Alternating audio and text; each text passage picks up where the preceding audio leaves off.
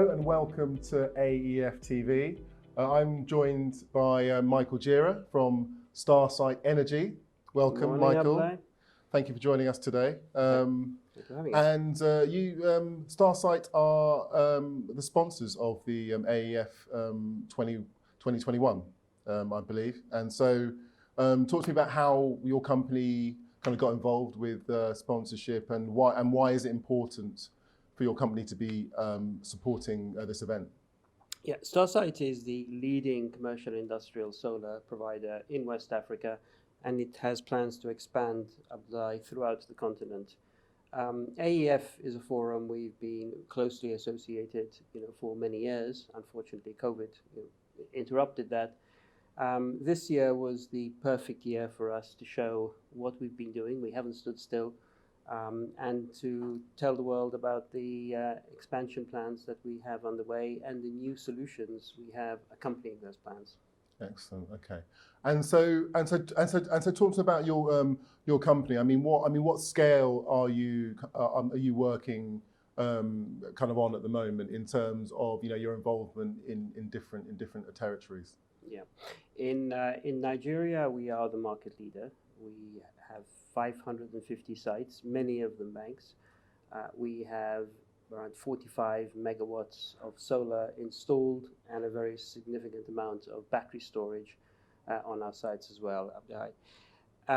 The thing that's special about Starsight is we've developed a very strong set of IP in order to enable sites, large and small, to work well, to work efficiently, which is good for the customers, good for Starsight, and most of all, good for the environment. Nigeria, especially downtown Lagos, unfortunately still suffers from a grid that is really quite poor. Sometimes you get only a few hours of grid every month, and therefore people are using backup generators, highly polluting backup generators, to power their everyday business. Starsight allows them to significantly reduce the amount of diesel fumes that they are being emitted into downtown Lagos, and so we're very, very proud of the way we've cleaned up the streets.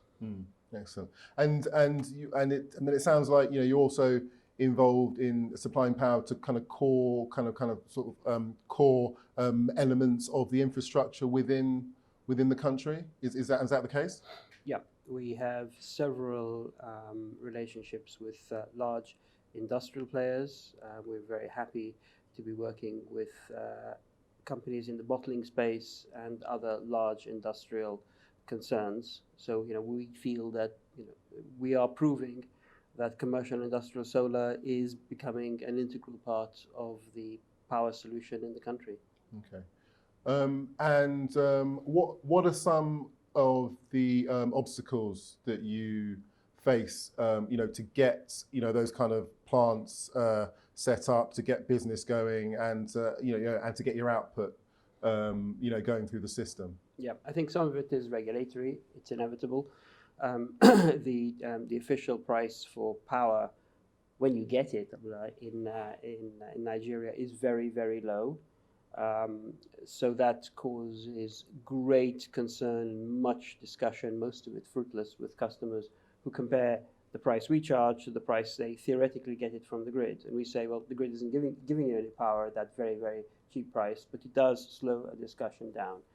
VAT on certain solar equipment doesn't help as well. It should be encouraged, and this discourages it. If you cross the border a couple of times and go to places like Côte d'Ivoire, they have some rather protectionist regulations along the lines of, if you want to install a solar panel which is more than 20 kilowatt peak, which is tiny, you have to get a license, which, by the way, they'll never give you. Whereas if you wanted to install a diesel generator which is 300 kVA, you'll get it. So it seems to discourage renewables. There are a lot of perverse regulations which in time need to be worked on and removed, but they do form something of a barrier. Okay, that's interesting to hear because solar energy, on the continent, like, is a no-brainer, isn't it? So it's good that progress has been made. Do you think that that that kind of what's coming out or what has come out of COP26 in terms of the declarations made, in terms of the commitments made, and and in terms of the funding now available. Do you think that's going to kind of produce a sea change in people's approach to investing in cleaner, greener energy? I think it's a huge wake-up call. If you run a mine in Senegal or a mine in some other part of Africa, your shareholders are breathing down your neck saying, we insist that the certified amounts of the energy we put into that mine to extract whatever it is we're mining, to extract aluminium, has got to come from renewable sources. Your banks are after you, your shareholders are after you. And so whatever comes out of the ground needs to be certified as having a minimum amount of renewable energy gone in. Because otherwise, when it ends up at the front door of Mercedes-Benz in Germany, they'll say, we're not taking that. We have our own minimum. So supply chain certification is going to become very, very big, and COP26 is going to be something of a catalyst for that. So the market is essentially going to be leading this push towards greener, cleaner, so the market is going to be leading this charge towards greener and cleaner energy. Correct. Yeah. Yes. Okay. Excellent.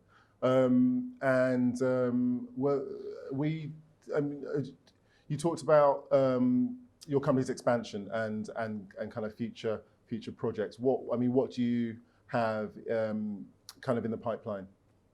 We grew successfully into Ghana a year ago. Very happy with the team we have there.